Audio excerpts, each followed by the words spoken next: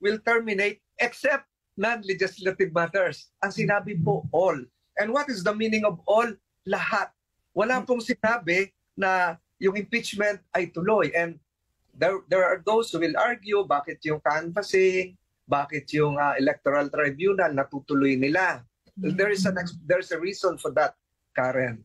Even if you cite the Pimentel versus the National Board of Canvassers case and other cases, this refers to predictable, constitutionally created bodies with constitutional timelines. You have to proclaim before June 30, the president, the vice president after an election. These are predictable.